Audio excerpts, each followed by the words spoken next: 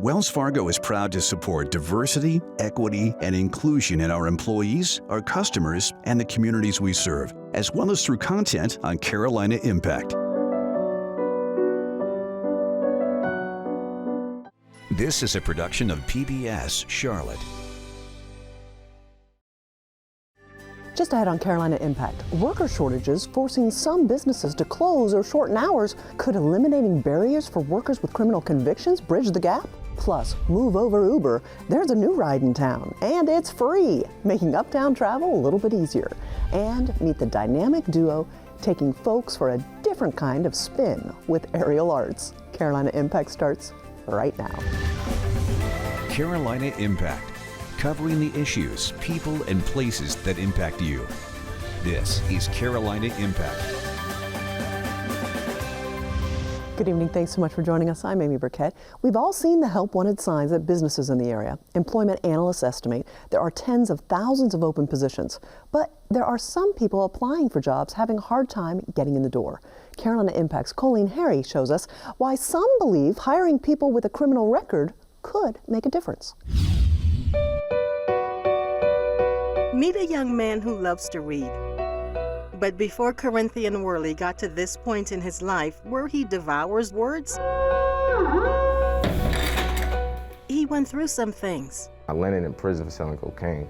Worley was released after spending almost 3 years behind bars.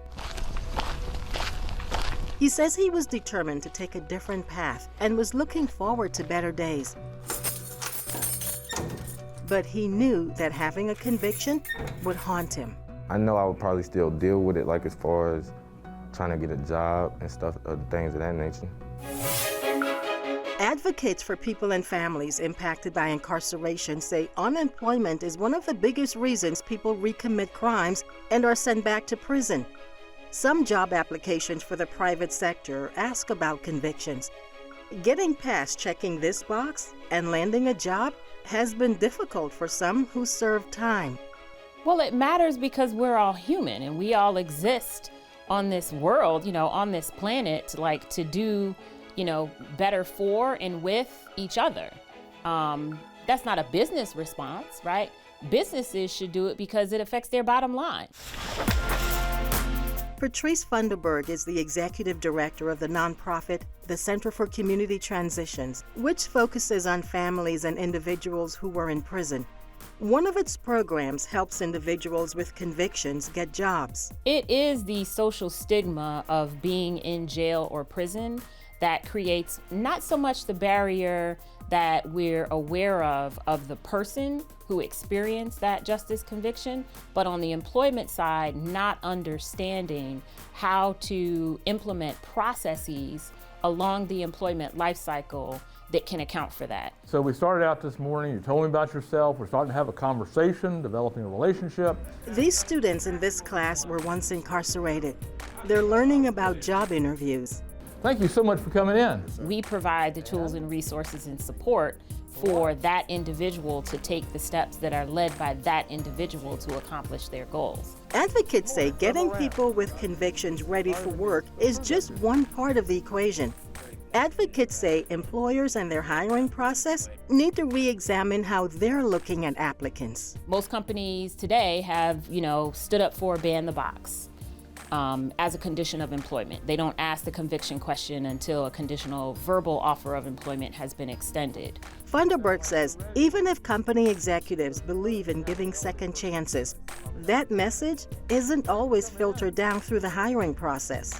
If the background check vendor is not a part of the development of that second chance process, then that person is going to get flagged out, right?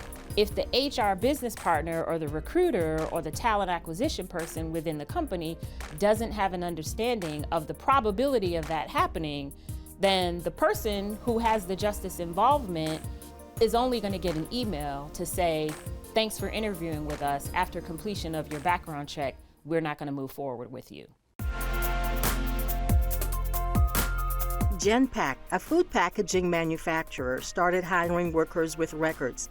When the pandemic forced restaurants to close dining areas, takeout orders kept food service businesses afloat. That meant an even greater demand for Genpack's food packaging. While they worked to keep up with orders, the company had to find more workers. Because the workers out there today, they have a lot of choice. You know, companies like us are desperate. We'd like to hire more and more people so we can improve our utilization rates. But, you know, we're weathering it. It's been difficult. Kevin Kelly, president of Genpact, says he told his recruiters to think outside the box. It used to be that they had a lot of people walking in and applying for jobs. What we do is, as soon as they walk in the door, we get them into either a kiosk.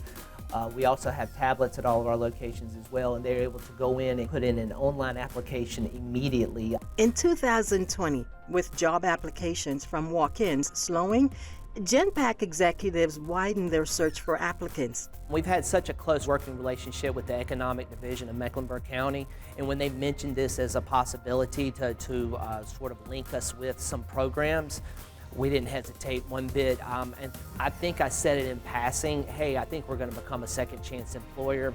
Patrick Rory, who is the corporate training manager, says so far they've hired about 50 people who were formerly incarcerated. We take a look at every single background screening that comes to us just to see what it is. Rory says during Genpact's job interviews, he's noticing that some of the applicants who have a conviction are upfront about their record. They actually are taught how to market and brand themselves. So they come right to us in the interview. Though they were not required to do so, they come right out to us and say, this is what I did, this is what I learned from it. We come back to the adage that, you know, these folks, a lot of them haven't had that chance, and we feel like that's a vital thing, and it certainly serves our needs if we can give somebody that opportunity and they can build a career with us. Worley took the classes that the Center for Community Transitions teaches. He has earned different certificates, ready to join the workforce. He says he heard back from a few jobs. I feel a lot better.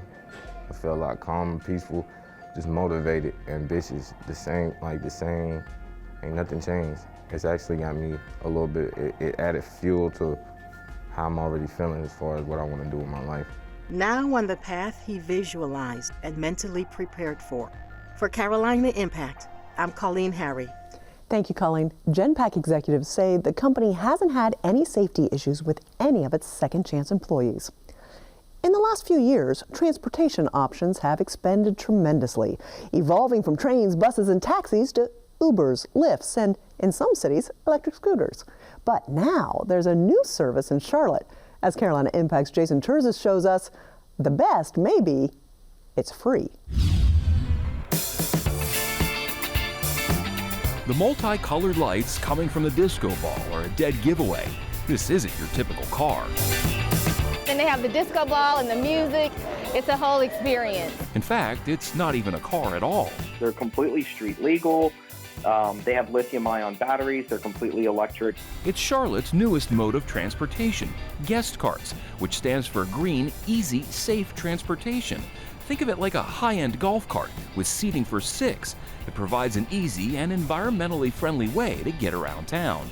These are the quote-unquote Teslas of the street legal low-speed vehicle. I saw it as a great opportunity. I'm a native from Charlotte, so I thought it would be a great time to be able to provide safe transportation to our uptown and south end areas throughout the city. The service launched in December and will serve Uptown, South End, Plaza Midwood, and Noda, anywhere around the Uptown area. For us, we're in a concentrated 3 to 5 mile urban core radius.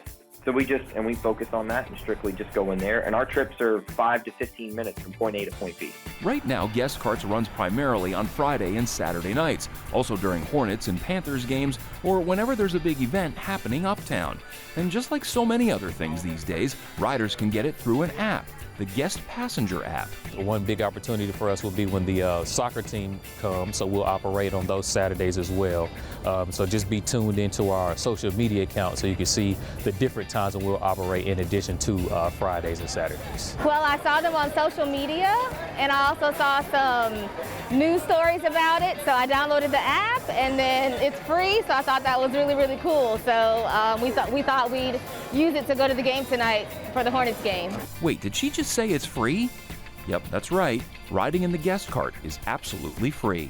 People was like, where is this coming from? Is it free? What's the catch? Is it really free? You know, we had to explain to them, yes, it is free. So there's got to be a catch somewhere, right? We tell them there's no catch. We just want to transport you safe, make sure you have fun, and make sure you have fun and get to your destination safely. The reason that it's free is it's all paid for by advertisers. It's one company per vehicle, so they're the ones that are covering the cost, and that's the reason why it's free for the consumer.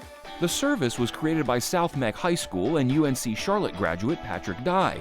He, along with wife Lauren, a former Cincinnati Bengals cheerleader, launched guest carts in the other Queen City, Cincinnati, which is where they live now. My wife and I, we lived in the city, and there's different districts in Cincinnati. Same way in Charlotte, you got NODA, you've got Plaza Midwood, you've got this, you've got Uptown, South End. Well, we got sick and tired of every time we wanted to go somewhere, spend $10 each way. Uber and Lyft can get so expensive just to go a short distance. So this is free, so it seems like a win-win. Things started really taking off this past year, with guests opening up franchises in multiple U.S. cities. So we have Cincinnati, Detroit, Chicago, Denver, Charlotte, Atlanta, Las Vegas. Within the next 6 months, we'll have Pittsburgh, Philadelphia, Seattle, Phoenix, and Scottsdale. Each franchise is locally owned and operated. Startup costs, including the carts, can exceed $100,000. But it's that wraparound advertising, a moving billboard, if you will, that pays the costs. And ultimately, we want to make sure our franchisee is making money, and we're making money. And not every city's the right fit, so we'll tell them, hey, sorry, before you even dive into this, no, it's not going to work. The carts go up to 25 miles per hour and run 8 to 10 hours on a full battery charge. The owners try to create a fun experience for riders, hence the light-up disco ball. They love the fact that, we have the music aspect to where, we let them choose their music. They love the spinning disco ball on the inside. By the end of the year, the hope in Charlotte is to have at least a half dozen guest carts up and running, if not more. So there's a good chance you'll be seeing these things all around the Uptown area. We're looking to bring 6 to 8 carts to the city, which will provide numerous job opportunities for drivers as well as mechanics, just anybody looking for a part-time job or looking for additional jobs within the city. I never thought it would get this big this fast, but we knew we had a viable product. But now it's all about execution. I mean, now to the point where we're hiring board members. We're bringing on board members, we're bringing on an executive team. So if you're in and around Uptown and tired of paying for Ubers, Lyfts, or taxis, and public transportation doesn't get you to your final destination, your solution could already be on the street right in front of you. For Carolina Impact, I'm Jason Truvis reporting. Thank you so much, Jason. Always nice to have options. As is the case with most startups, Guest's main focus is getting the word out. You need to download the app if you're interested in riding. Well, out of all of U.S. cities, Charlotte ranks number 8 when it comes to people having high cholesterol. According to recent data, it's impacted about 1/3 of our population. For patients with language barriers and no insurance, seeking treatment can get complicated. As Carolina Impact's Sarah Colon Harris reports, one local nonprofit is creating access for the Latino community with a new state-of-the-art kitchen and gym.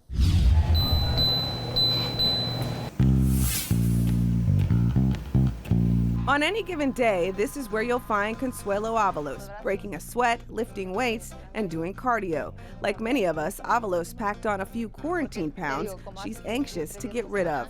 Me gusta mucho caminar. I really enjoy walking, and during the pandemic, I gained more than 5 pounds. So for me, it was necessary. And I saw this program at Camino Vida. Avalos joined the program at Camino Vida after suffering from high blood pressure. Paulina Martinez is her fitness trainer. Con eso van a grabar, dice. She says weights intimidate many of her newcomers. That's 8 nada más. Especially women. Martinez works to put them at ease. Most of them, they're either not exercising at all or they're doing the wrong thing. So most of them, if they go to a gym, they're just doing treadmill for like 40 minutes. And so their body gets used to that and they're not seeing any changes. And then when they get here and they start working with us, they just kind of learn a lot of different exercises. As a mother and grandmother, 56-year-old Avalos says it's important to her to stay healthy and active for her family. Here, she's found the support she needs to learn how to eat and work out properly. I feel so much better. I learned how to eat better, how to know what to eat, what to buy, what to eat at the house, what portions. And the other thing that's important, exercise. A health and wellness program, Camino Vida, is part of the Camino Clinic's efforts to address health issues in the Latino community, including diabetes, high cholesterol, and obesity. The program was developed specifically for patients of Camino Clinic, and primarily the clinic serves Latino first-generation immigrants that primarily speak Spanish. And so what we were finding is that a lot of patients were coming in with high blood pressure. The new health center includes a state-of-the-art gym and kitchen where clients enrolled in the one-year program work with a nutritionist to learn what to eat and how to prepare healthy meals. I am Panameña. My parents are from Panama, so I really like working with the Latino community. I like being someplace where I feel like it's appreciated and it's more like a family, and it doesn't really feel like work, like I'm doing work while I'm here. So I really enjoy like the community feel, the family feel, and just being able to connect with them on a different level that includes food, which I love.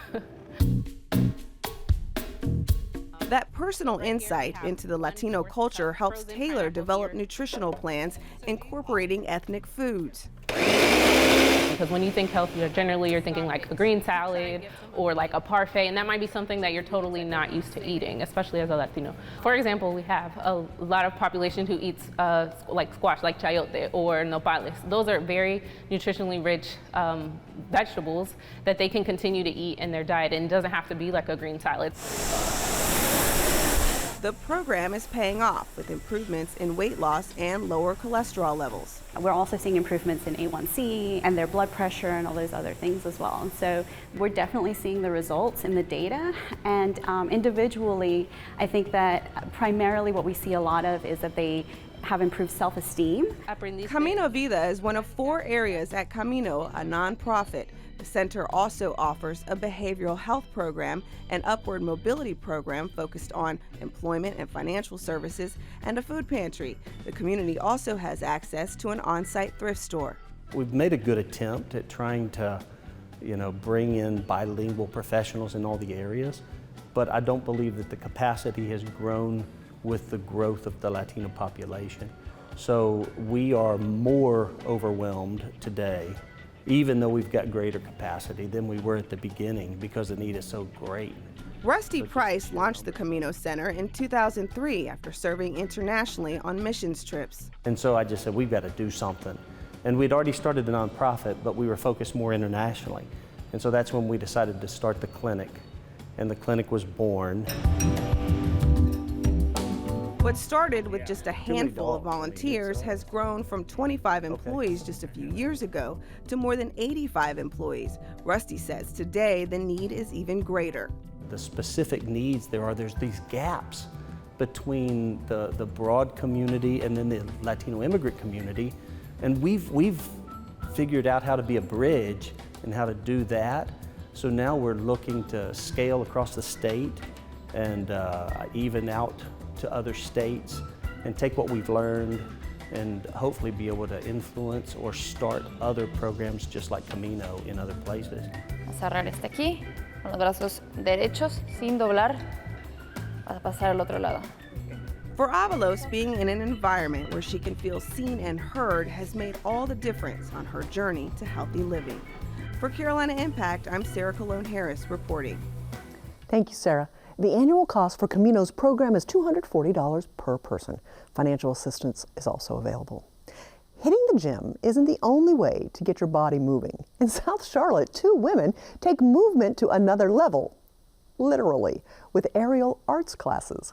Video journalist John Branscombe shows us how they're using the art form to not only push physical limits, but also spark joy. The easiest way when talking about aerial, because everyone knows what Cirque du Soleil is just that. Have you seen Cirque du Soleil? It's one of those things where this is very, very physically demanding, but also very mentally stimulating. I was like, I could be like Spider-Man. It makes me feel like a little kid. It's like an adult playground. My name is Sarah Hahn, and I am the co-owner of Bloom Movement Artistry. My name is Katie Rothweiler. I am co-owner of Bloom Movement Artistry. We teach aerial, we teach fire arts, we teach dance in Charlotte, North Carolina. I specialize in Lyra. That is my baby. That's my spirit apparatus, I guess.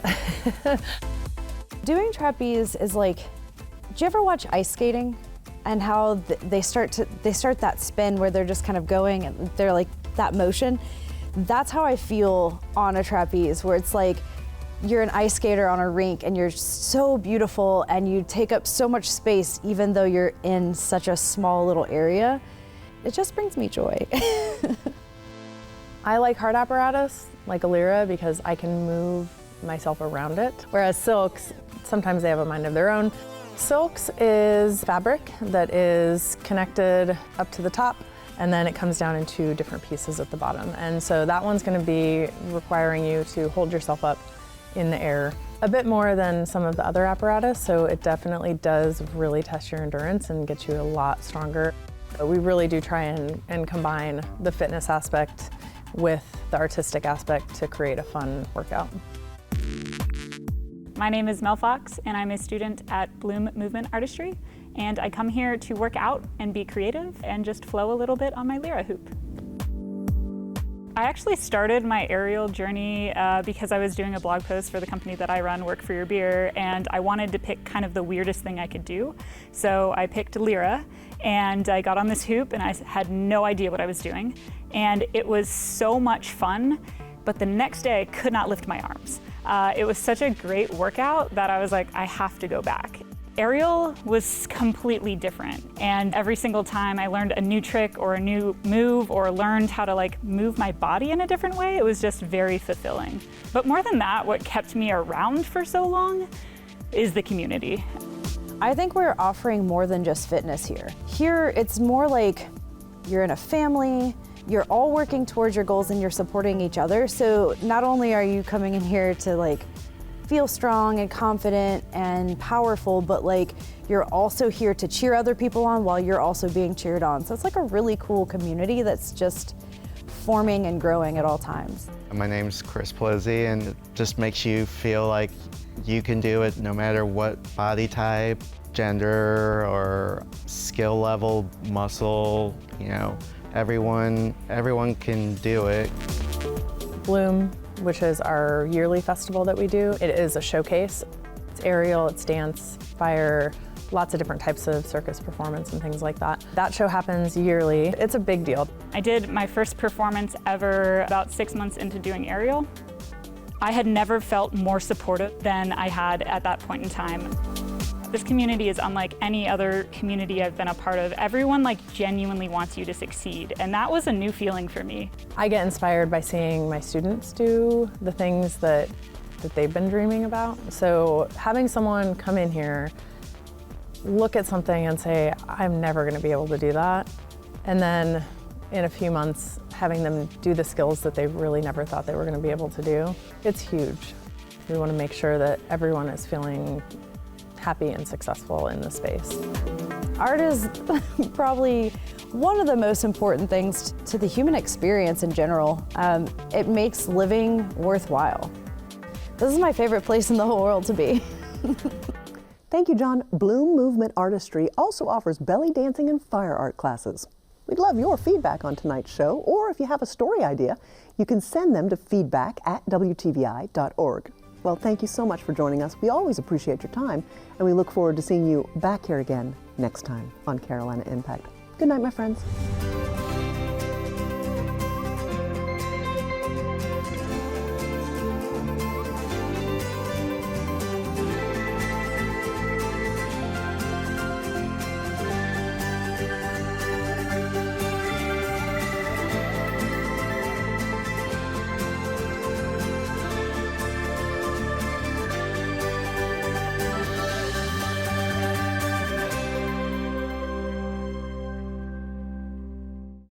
A production of PBS Charlotte.